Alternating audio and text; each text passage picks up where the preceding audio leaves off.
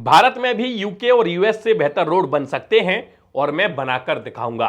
यह कथन है भारत के ट्रांसपोर्ट मिनिस्टर यानी कि नितिन गडकरी जी का। नितिन गडकरी जी ने जब यह बात कही थी तो बहुत सारे लोगों ने, बहुत सारे विपक्षी नेताओं ने नितिन गडकरी जी के इस बात का मजाक उड़ाया था और कहा था ऐसा कभी भी नहीं हो सकता है, भारत में ना तो रोड ऐसे बने हैं और ना कभी भविष्य में बनेंगे। नितिन गडकरी जी ने ज्यादा फेंक दिया, लेकिन वास्तव में नितिन गडकरी जो कहते हैं उसके अलग मायने होते हैं। नितिन गडकरी जी ने जो कहा वो आज करके दिखा दिया। जिस समय आप इस वीडियो को अपनी स्क्रीन पर देख रहे हैं, यह वीडियो है भारत के गौरवशाली एक्सप्रेसवे का, जिसका नाम है दिल्ली मुंबई एक्सप्रेसवे, जिसको शॉर्ट में डीएमआईसी भी कहा जाता है। दिल्ली मुंबई एक्सप्रेसवे अभी तो फिलहाल अंडर कंस्ट्रक्शन है, लेकिन इसका कुछ पार्ट जो है ऑपरेशनल हो चुका है। और जब यह ऑपरेशनल हुआ तो हमने भी सोचा क्यों ना इस पर एक यात्रा की जाए और इस यात्रा को आप लोगों के साथ साझा किया जाए और आप लोगों को बताया जाए कि यह एक्सप्रेसवे कैसा है।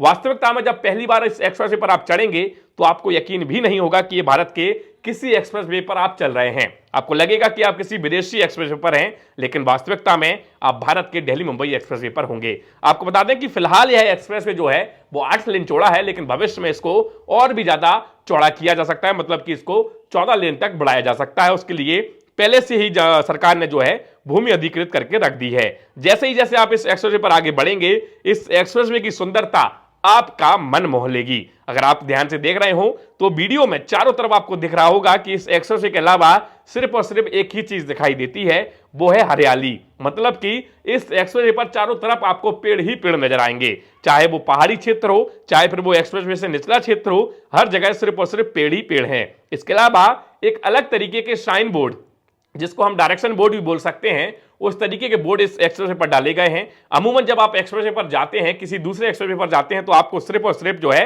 एक शहर का नाम दिखाई देता है या फिर राज्य का नाम दिखाई देता है, लेकिन इस एक्सप्रेसवे पर एक अलग ही अनुभव है। इस एक्सप्रेसवे पर आप जब चलेंगे तो आने वाला जो जगह है उसका स्टेट कोड, मतलब जो नंबर प्लेट होता है, जो गाड़ी का नंबर होता है, जैसे HR03, ये सारी चीजें आपको बकायदा डिटेल में दिखी हुई नजर आएंगी, तो आपको पता लगेगा कि आप कहां एंटर होने वाले हैं। इसके अलावा इस एक्सप्रेसवे पर स्पीडोमीटर होगा, जहां पर आपकी गाड़ी की स्पीड को दिखाया जाएगा कि आप किस स्पीड में चल रहे हैं। अगर आप एक सही स्पीड में चल रहे हैं तो वो जो है ग्रीन होगा, अगर आप ओवर स्पीड में चल रहे होंगे तो वो रेड का सिग्नल देगा, मतलब कि आप खतरे की स्पीड से ऊपर जा चुके हैं। अब आपको आपकी स्पीड जो है कंट्रोल करने की जरूरत है। इस तरीके के साइन बोर्ड जो है हमें इस पूरे एक्सप्रेसवे पर देखने को मिलते हैं।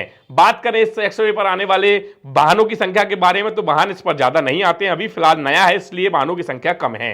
अगर बात करें स्पीड की, तो कार जो है 120 की स्पीड से चल सकती है, बस जो है 100 किलोमीटर की स्पीड से चल सकती है और ट्रक जो है वो 80 किलोमीटर की स्पीड से इस एक्सप्रेसवे पर चल सकते हैं। बात करें दो पहिया वाहनों की, तो फिलहाल जहां तक मुझे जानकारी है कि दिल्ली मुंबई एक्सप्रेसवे पर दो पहिया वाहनों की शायद एंट्री नहीं है, इसलिए हमें कोई भी दो पहिया वाहन यहां पर दिखा नहीं है। हालांकि बैन का भी कोई साइन बोर्ड यहां पे हमें नहीं दिखा, तो फिलहाल उसके बारे में मैं ज्यादा नहीं कह सकता।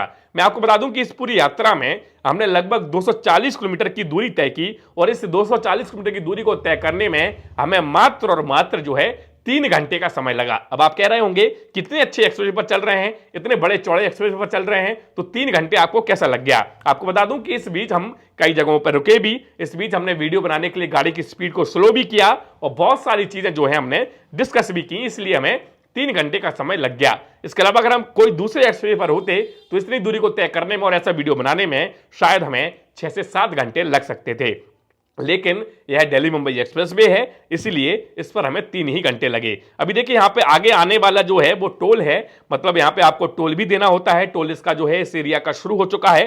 टोल मुझे थोड़ा ज्यादा लगा। अगर आप कभी इस एक्सप्रेसवे पर जाएंगे तो आप एक चीज ध्यान में रखिएगा कि यहाँ पर टोल जो है आपको अलग हाईवे, अलग एक्सप्रेसवे से थोड़ा ज्यादा चुकाना पड़ सकता है। हमने 240 किलोमीटर की लगभग दूरी तय की थी और इस 240 किलोमीटर की दूरी तय करने के लिए हमने जो है 500 साढ़े 500 रुपए का टोल यहाँ पर अदा किया था।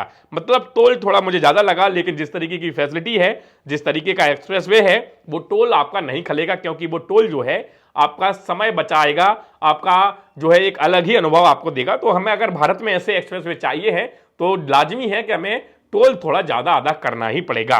टोल का सिस्टम अगर आपने देखा तो एक भी सेकंड, मतलब मुझे लगता है कि गाड़ी हमारी मात्र कुछ सेकंड, एक ही सेकंड होल्ड हुई होगी और टोल ऑटोमेटिक फास्टैग से कट गया और कुछ ही सेकंड में हम वहां से आगे बढ़ गए। मतलब यहाँ की सारी प्रोसेसिंग जो है वो बहुत ही फास्ट है, बहुत ही उम्दा है। और एक और चीज आपको बता दूं कि यहाँ पर जो टोल है, यहाँ पर कोई भी आपको कर्मचारी नहीं दिखेगा, यहाँ पर सारे के सारे खाली बूथ हैं। बस आप आइए, टोल कटेगा और जाइए। यहां पर आपको अमूमन जो टोल पर भीड़ होती है वो भीड़ आपको यहां पर देखने को नहीं मिलेगी।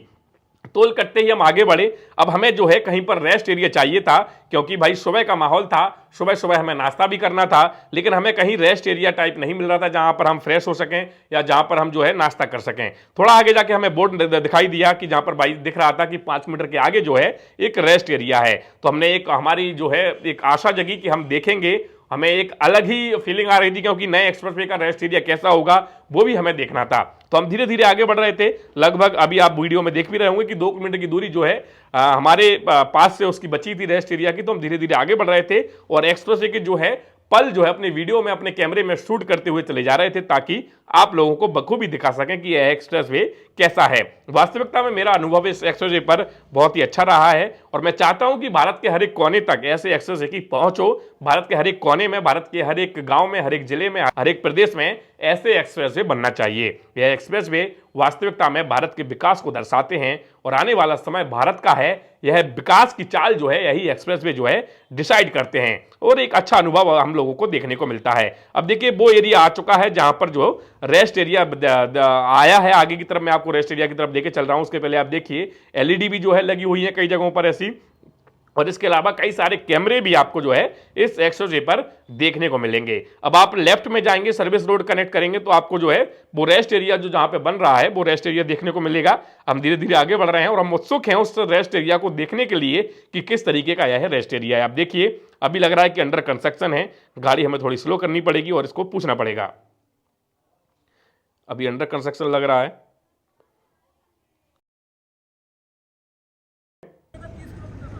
30 किलोमीटर आगे हमने उनसे पूछा तो उन्होंने कहा कि 30 किलोमीटर बाद जो है आपको रेस्ट एरिया मिलेगा। अभी ये अंडर कंस्ट्रक्शन है। तो हम एक जो जिस होप के साथ आए थे वो हमारी होप टूट चुकी थी, लेकिन अब क्या भी कर सकते हैं क्योंकि ये नया एक्सप्रेसवे है और नया एक्सप्रेसवे है तो काम तो जो है अभी चल रहा है। तो आप लोग एक चीज ध्यान रखिएगा, अगर आप कभी दिल्ली मुंबई एक्सप्रेसवे पर यात्रा करने की सोचें या फिर कभी आप यात्रा करें तो एक चीज माइंड में सेट कर लीजिएगा कि यहाँ पर आपको जो रेस्ट एरिया है वो ना तो पेट्रोल पंप मिलेंगे ना रेस्ट एरिया मिलेंगे। हालांकि इन्होंने बताया कि 30 किलोमीटर आगे जो है आपको शायद पेट्रोल पंप और रेस्ट एरिया मिल सकता है। तो हम अब जा रहे हैं, जब इन्होंने बताया तो लाजिमी है कि 30 किलोमीटर की दूरी पर जो है हमें ये सारी चीजें देखने को मिलें।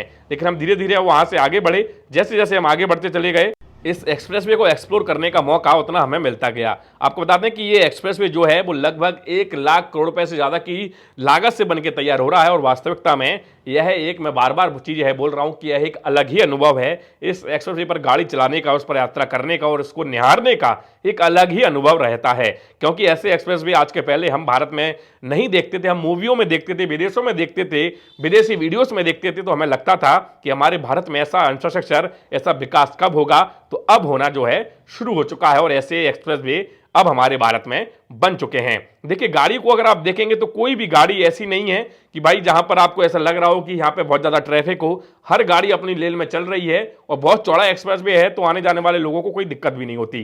फिलहाल हम वहां पे आ चुके हैं जहां पर जो हमें बताया गया था कि 30 किलोमीटर की दूरी के बाद आपको नाश्ता मिलेगा, आपको रेस्ट एरिया मिलेगा। हमें सुबह सुबह का टाइम था तो हमें हल्का फुल्का कुछ खाना था, लेकिन हमें खाने में सिर्फ मिला पराठे, लेकिन क्वालिटी जो है वो बिल्कुल ठीक नहीं थी।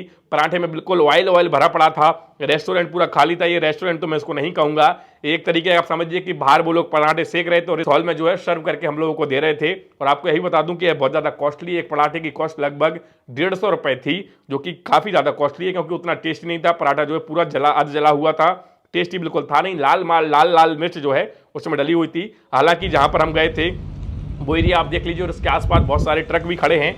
यहाँ पे पिज्जा हट, डोमिनोज के ट्रक और अलग अलग तरीके के ट्रक खड़े हैं हमें। लेकिन जैसा मैंने बताया कि हमें सिर्फ हल्का फुल्का देसी खाना था जो कि हमें अच्छा नहीं मिला।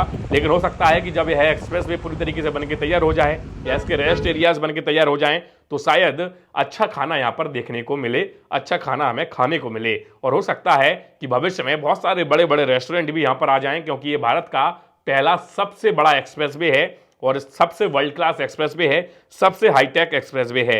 यह अनुभव जो है मैंने आप लोगों के साथ साझा किया। यह एक्सप्रेसवे आपको कैसा लगा आप कमेंट करके जरूर बताइएगा।